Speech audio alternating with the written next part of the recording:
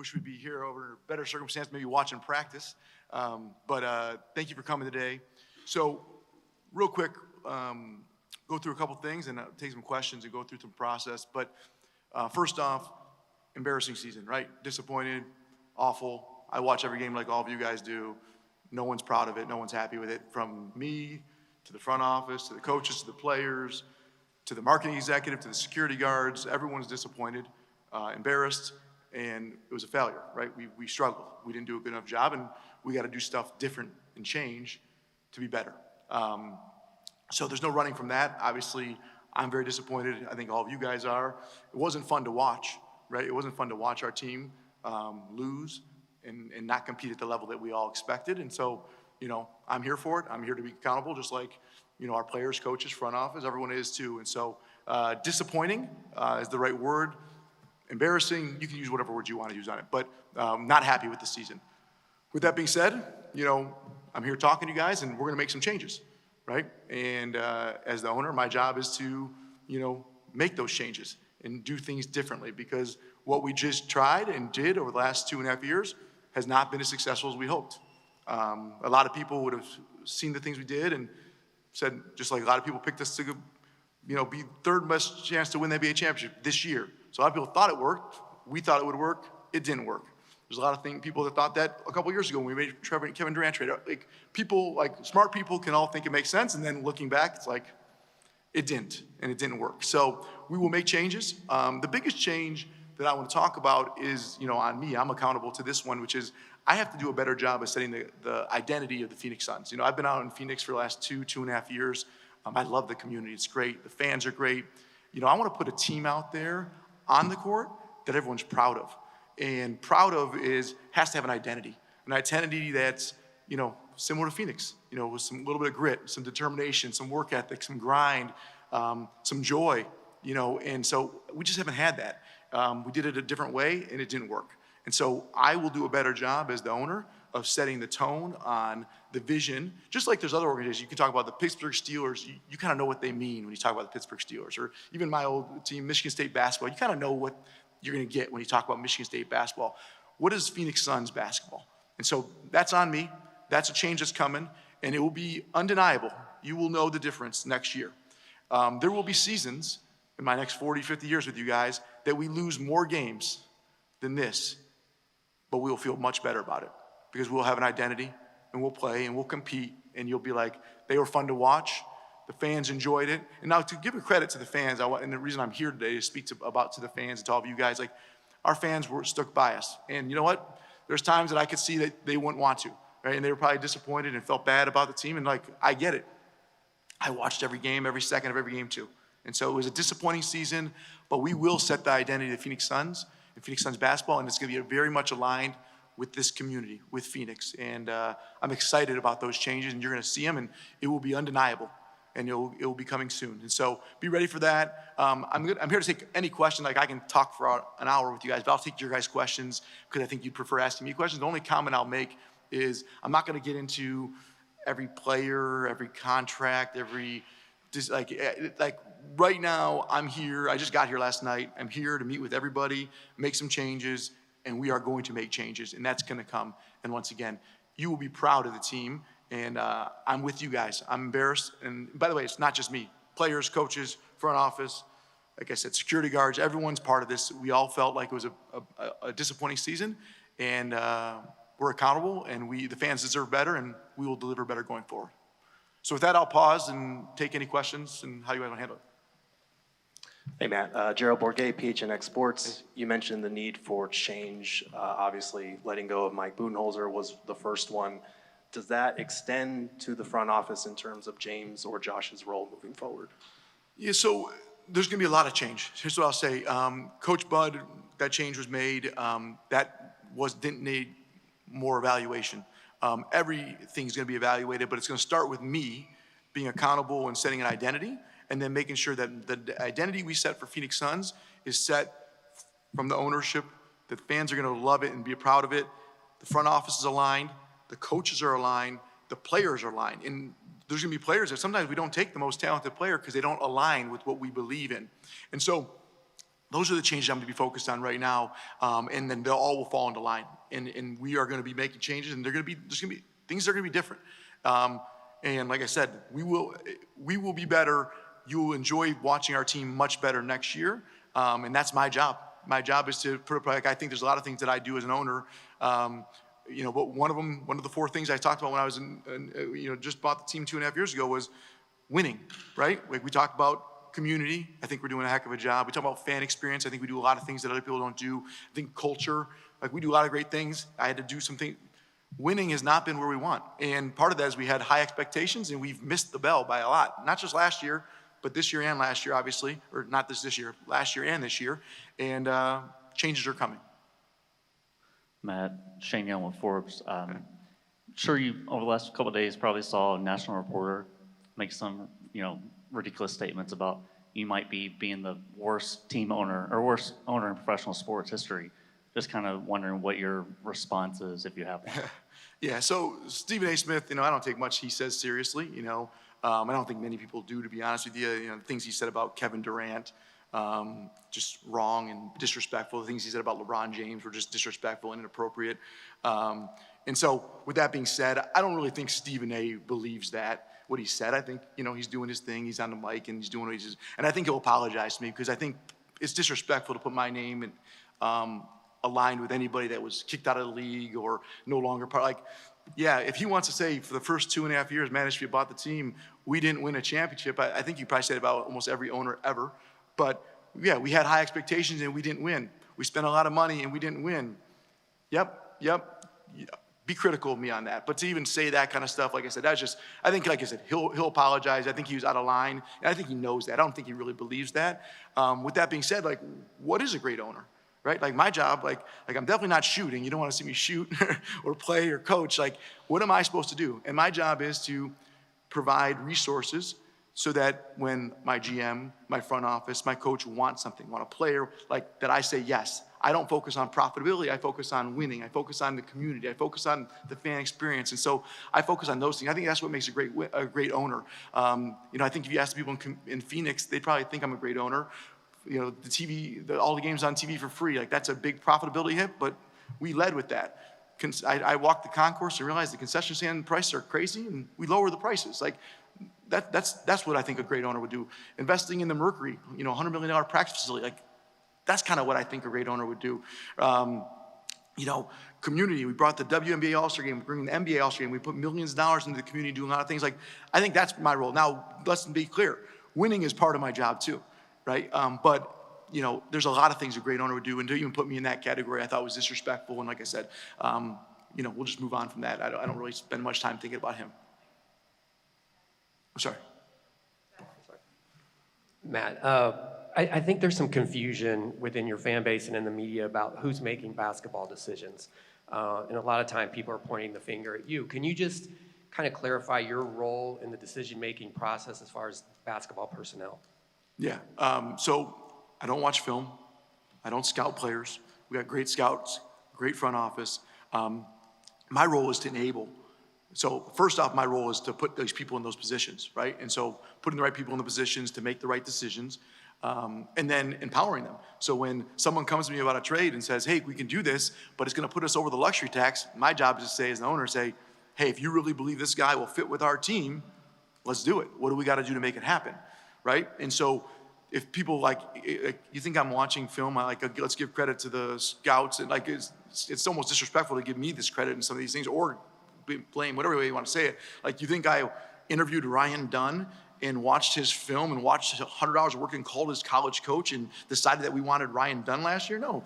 James, Josh, the scouts, they picked Ryan Dunn. Now, when it came down at 22, when he was available, they're like, should we take him? We can move back and get him. Like, I'm in that conversation with them. But I don't pick Ryan Dunn, so give kudos to those guys. And same thing, like, you think we sign a free agent and it's like, oh, this free agent's gonna be fit. Like, you think Matt Ishbia is watching film and seeing, like, is this guy gonna, like, I'm not good enough to do that. I'm not watching film and deciding this guy's gonna be a good fit because his mentality is like, that's not me, right? And so you can blame me. I'm fine taking the blame. But my job is to set the tone at the top. And I've done it. You can blame me for that because I've done a bad job.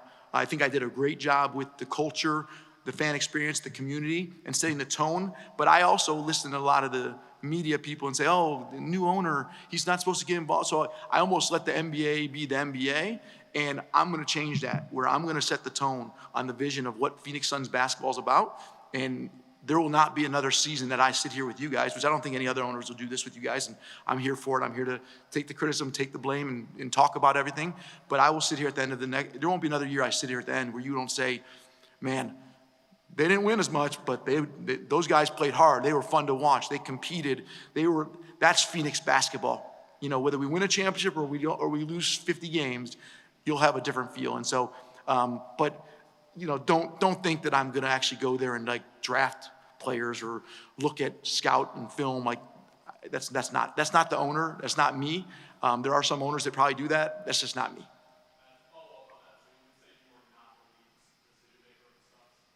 I'm the decision maker on things. Yeah, so let me say it like this. We have a collaborative group. I don't believe, and I know all the owners, I don't think there's an owner in the NBA that there's a trade that goes on that owner does not say go with it or don't go with it. I'm the same way. If you think I'm the one that sits there and says, hey, we got this guy, let me go through all the salary cap sheets and debate, like that's the front office. That's Josh, that's James, that's Matt Tellum, and they come up with ideas, they call the teams, they bring the ideas, and they might say, let's do this, or say not, and then say, what do you think? And I'm in that conversation. Our coach is involved with that conversation too, but it's a collaborative effort, but I'm definitely not initiating draft, trade idea. Like, once again, I run a mortgage company most of the day, and I'm very active, but I will, and going forward, just to be clear, I'm not gonna shy away from it, I will do a better job, and I am accountable to setting the vision and the tone for the Phoenix Suns basketball organization, and I've not done a good enough job so that it'll be very clear when a player is being traded for, that it's like, oh yeah, he's kind of like that. He fits that mold, and I will be part of that, and that's my job. But like, I don't know all 450 players in the NBA, and I definitely don't know every player coming out in the draft. And you know, for people to think that I'm going to know that, or like people like this, oh, Ishbia, what a horrible decision. Like you can blame me for what you want, but I'm involved to a point, but I'm not analyzing film, etc. Yes, right here, Matt. How you doing? Very good. Just two things real quick. One, obviously the season ended like you wanted it to be. So why, in your opinion, did the season go the way it did? You know, there's a lot of reasons. The way I look at it is, you know, I do think that we had a much better roster than a 36-win team, right? And I think on the court, every game, we did not play better than a 36-win team. We did not compete hard enough. We did not make adjustments well enough. There's a lot of things we could have done differently. But from my view, it ties to, you know, we didn't play the way a lot of other teams were playing, and really what we believe in here, which is with a lot of, you know, there's a lot of grit, defensive. I mean, you can talk about defense was 28th in the league or whatever it was. Like, that's just not what we're going to be about, right? And so I think there's a lot of things, and there's a disconnect from what we believe we should be playing like and what we actually saw on the floor. And that's why we made one change so far, and we will make other changes to make sure that the Phoenix fans know what to expect and are proud of what we have out there. Quick follow. I find it interesting. Obviously, you being in the position you're in, you've hired a lot of people. So you know exactly what you're looking for when you make a hire. So what exactly are you going to be looking for moving forward in a head coach? We're going to look for someone that fits the vision of the Phoenix Suns basketball organization, someone that's going to live out exactly what I'm talking about, someone that's a little bit grimy, a little bit grinder, a little bit tough, have a little bit of that in them. You know, I joke, but it's true. Like, I'm no talent, all heart. That's my life. Like, I have no more. I wasn't born with a mortgage. Not like, I will just outwork everyone. I'm going to have a coach, a front office, players that the Phoenix community will love, because it's going to be that. It's going to be, we'll hopefully get some talent too. And I'm not saying no talent, right? We got talent and heart and grind, but that's who I am. And so I'm looking for someone that's more aligned with that vision. And I have to define that vision. I'm going to work with the front office, and we're going to work with some of the players and the organization and say, what does Phoenix Suns basketball really mean? And we're going to get a coach that doesn't tell me that they think that, but actually believes it in their heart. And that's where they come from. And that's how I think about it. And same thing all the way through front office. If we hire a new scout, we pick up free agent, like, there's going to be a very clear line on that, and that's my job. And if it's not done, then blame me once again. Matt, Richard Sides, Fox 10, good to see you. Kind of to piggyback off Dwayne's question here, have you ever had a year, whether it's in business, in sports, as a player, as an owner, where you've made moves and made decisions where you think, okay, this is a good move, this is a good decision, it doesn't pan out the way you thought it would be? Like you said, you thought you had a team that was more than a 36-win team. Has that ever happened before? And what have you learned from this to avoid this happening again? Yeah, well, I've learned a lot from it. But the one thing I will comment on is that, yeah, you know, I've been pretty successful in the mortgage business. Don't think that it's been a straight line up. Like in everything in life, it's been 22 years. In the first 19 years, I was not number one. I think I wasn't even in the top 500 the first 10 years, right? Like, so we built from 12 people to 9,000 people. There's a lot of things that you learn along the way and you make changes. The biggest thing that I'm able to do, and you'll learn about me, and I think you're probably seeing it and people can criticize for it, is when I make a mistake or things don't go well, I change fast and we make quick moves. And I'm not afraid to do that. And the mortgage business included. We tried that didn't work, pivot, right? And we will do that. And some people say, oh, be more patient, let it go. Like, patience isn't gonna be my strongest suit, okay? We're gonna try to compete and win, and we're gonna get better. And you know what? I'm very patient if I think we're on the right path and plan. So say it again, like I expect us to win more games next year, but let's just say we lost more games next year, but it was aligned the vision and the tone that I'm gonna set, and we're on the path, then we're gonna go that way. And that would mean I might sit and say there's no changes because we're actually online, I think as a development, and we're gonna go this way and go that way. Now, I don't expect us to lose more games next year, to be clear, but like that's how I think about it. So yes, there's always gonna be ups and downs in any business. You know, of course, I would love to win a championship my first 2 years as an owner. I promise you but it didn't happen. But I promise you we will. We will win championships with an S at the end here in Phoenix, and I'm gonna be here for it with you guys, and we'll have a more fun press conference then. Thank you. Matt, a year ago at this press conference, it seemed like you were pretty confident that you guys were on the right track. Was there a certain time this year where you talked about the lack of kind of grit and grind and joy and fun that it felt like a revelation or an awakening that things were not on the right track? Yeah, you know, we definitely noticed it wasn't on track, probably, you know, right around the New Year timeframe. And, you know, we tried a lot of different things to make it get back on track, and it didn't work. And so, you know, how do I change and pivot fast, right? And we tried to do some stuff, and we did some things in the middle of the season, and we made some changes, and you know, there's all different things, and probably, I promise you, thousands of discussions, you know, probably tens of thousands with them, and probably they included me in 10 or 100 of them, but lots of discussions to make us better and what we tried. And we tried different things, and it didn't resonate, it didn't work. And once again, I keep going back to, you know, what are we about here? And let's define that, and let's make sure the players, the coaches, the GM, the front office, the scouts, the fans, the media all know. And then, and I think that starts today. And so I will be better with that. And like, that's why I'm here, and I'm here to take the blame and the accountability. And, you know, obviously, like I said, I don't think there aren't that many other owners, you know, whether they make the playoffs or don't make the playoffs, that sit up in front of you guys and take the questions. And I'm good with it. I'm proud of what I've done, and I'm proud of what we're doing here and what we're building. And I'll be accountable that on the basketball side, we have not done a good enough job, and that will change. On the business side, on the culture side, on the community side, on the fan experience thing, I think we've done a great job. Still can get better on all of those things, and we will. But the basketball side will get better, and that starts now, and you'll start to see those changes. Matt, Cameron Cox, 12 News. What went wrong with Coach Bud this year in your eyes, and then what processes are you changing to make sure that you get this next hire right? Yeah, we got to get the next hire right, and we will. The team and the roster that was constructed by James, Josh, the scouts, the front office is much better than a 36-win roster. So there's a lot of reasons why Coach Bud's not here. I'm not going to get to all those reasons, but definitely believe we should have won a lot more games and been a lot more competitive during those games as well. And so wish him the best, but it was the wrong coach for our organization and for that team. And at the end of the day, you know, you can blame me for it because, you know, I'm the owner at the end of the day. Matt, Colin Harmon, ABC 15 Sports. When it comes to the change in approach, do you anticipate spending anywhere near the level that you have this past season?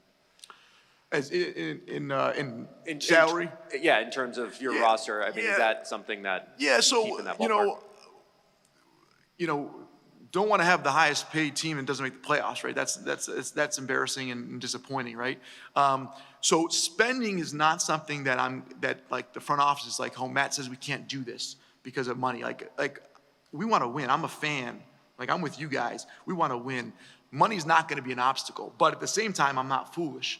I don't expect us to have the highest payroll in the NBA next year, and I don't expect us to not make the playoffs next year. So that answers both the question at the same time.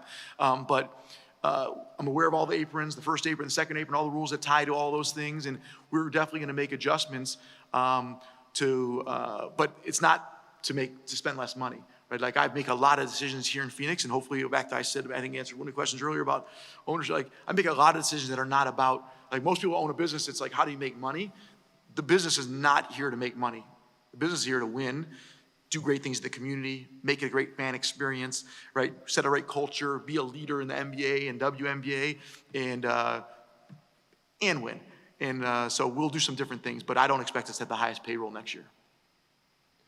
Matt, the last two coaching hires you've had were in May, right after your exits in the season as a team. So wondering if you're going to have a little bit of a elaborate process of finding the next coach, maybe in a different time frame, depending on the roster construction. Yeah, so it starts with what is Phoenix Suns basketball going to be about? Let's make sure that we're aligned from ownership to front office, then find the right coach, and then let's make sure the players are aligned with that and they know. And by the way, I keep saying things, and I'm not going to get into all the details, but we're going to get detailed to, like from things like you're going to see a lot more joy on the court. You're going to see people helping each other up when they get hit on the floor. Like I can get to a very level of detail of what Phoenix Suns basketball is about, but our coach has to believe that stuff as well. It can't be, I believe this and the front office believes this, then the coach is like, yeah, but I don't care if, the guys are cheering the guys on. I don't care if the guys are paying attention to the huddle. I don't care. Like that's not going to go with us. So we got to set it first up front with the leadership, and it starts with me. And we will do that. And then we will get the right front office structure with scouts and players, and then they're going to know what to look for in the draft, and then we're going to find the right coach, and it will be a process. So I don't expect, you're not going to see a coach hired in the next week or two, if that's what your question is. We're going to go through the right process, and we're going to get it right. And it's going to be a team effort to get it right, but it starts with me about, like I said, I'm accountable. Let's set the tone right. Let's set about what Phoenix is all about. And I think I'm excited for what you guys are going to see. And it doesn't feel exciting right now because it's April and we're not watching basketball, but you'll be excited next year. Hey, Matt, Brendan Clean, Locked On Suns podcast. I think a lot of people hearing your emphasis on identity and a lot of the words you're using, the way you're trying to think about things would hear an echo of what Book was talking about toward the stretch run of the season. I'm curious if you're kind of taking a lead from his remarks lately, if there's been any conversations with him. He told us he planned to be a lot more vocal about setting those priorities as well. Yeah, well, Devin Booker's an amazing player. He's been here longer than me, probably longer than most of us here, right? I think, and so he's a franchise player. He's done amazing things. And, I speak with him, and we're very aligned on what we want to do and what we're going to do. And, his mission and my mission are very similar. Let's bring a championship to Phoenix. And he understands the vision and what we're going to do, and I understand his vision and how we're going to do it, and now we got to go execute.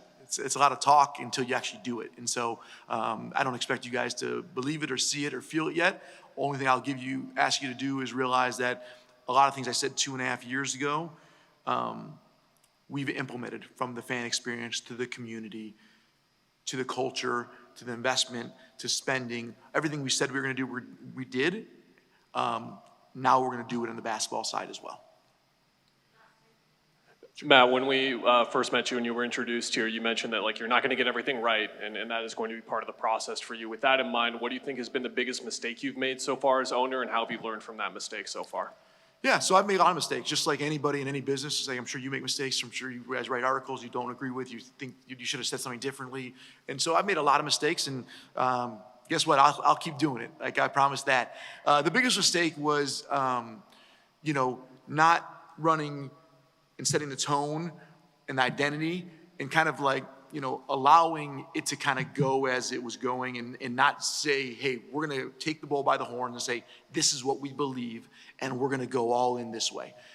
Because even if we don't win a championship that way, we're proud of it and we stand behind it and we're good with it. And that I didn't do a good enough job with. And so that's why I'm talking about that today, about the identity. And so I would have done a better job of saying, hey, what's Phoenix Suns basketball look like? Not just culture and fan experience, because I think we've done a great job of that stuff. And like I said, I think, everyone's going to focus on the winning because I think that's what people care about the most. But there's a lot of things I, as an owner, have to do, and I'm going to keep getting better at all those things. But I should have done a better job of that.